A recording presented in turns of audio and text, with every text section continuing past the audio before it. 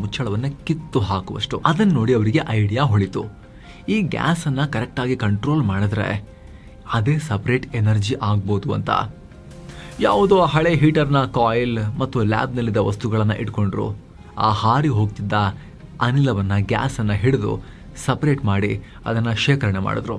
1912 ಹೊತ್ತಿಗೆ ಆ ಗ್ಯಾಸ್ಗಳಿಗೆ ಸ್ವಲ್ಪ ಪ್ರೆಷರ್ ಹಾಕಿ ಅದನ್ನ ಲಿಕ್ವಿಡ್ ದ್ರವ ರೂಪಕ್ಕೆ ತಂದ್ರು. ಅಲ್ಲಿಗೆ ಹುಟ್ಕೊಳ್ತು LPG, ನಿಮ್ಮೆಲ್ಲರ ಅಡುಗೆ ಮನೆಯನ್ನ ಆಳ್ತಾ ಇರೋ ಲಿಕ್ವಿಫೈಡ್ ಪೆಟ್ರೋಲಿಯಂ ಗ್ಯಾಸ್.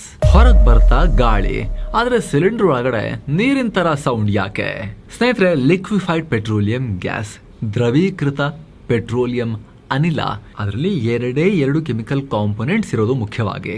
ಒಂದು ಪ್ರೊಪೇನ್, ಇನ್ನೊಂದು ಬ್ಯೂಟೇನ್. ನಾವೆಲ್ಲರೂ ಅನ್ಕೊಂಡ ಹಾಗೆ ಸಿಲಿಂಡರ್ ಒಳಗಡೆ ಇರೋದು ಬರೀ ಒಂದೇ ಗ್ಯಾಸ್ ಅಲ್ಲ, ಬದಲಾಗಿ ಪ್ರೊಪೇನ್ ಮತ್ತು ಬ್ಯೂಟೇನ್ ಎರಡನ್ನ ಸೇರಿಸಿ ಮಿಶ್ರಣ ಮಾಡಿ